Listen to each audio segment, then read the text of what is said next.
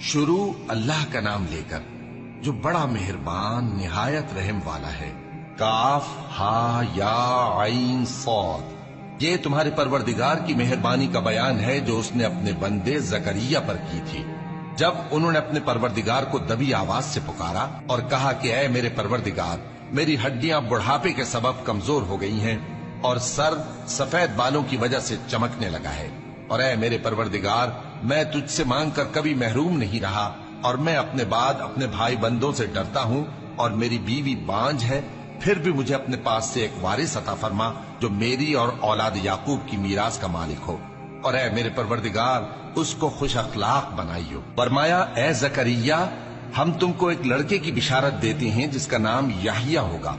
इससे पहले हमने उस नाम का कोई शख्स पैदा नहीं किया। उन्होंने कहा कि परवरदिगार, मेरे यहाँ किस तरह लड़का होगा जबकि मेरी बीवी बांझ है और मैं बुढ़ापे की इस हालत को पहुंच गया कि सूख गया हूँ। हुक्म हुआ कि इसी तरह होगा। तुम्हारे परवरदिगार ने फरमाया है कि मुझे ये आसान है और मैं पहले तुमको भी तो पैदा कर चुका हूँ और तुम कुछ चीज न थे। कहा कि परवरदिगार, मेरे लिए कोई निशानी मुकर्रर फरमा। फरमाया, निशानी ये है कि तुम सही और सालिम होते हुए 3 रात दिन लोगों से बात न कर सकोगे। फिर वो इबादत के हुजरे से निकलकर अपनी कौम के पास आए तो उनसे इशारे से कहा कि सुबह शाम तस्बीह करते रहो।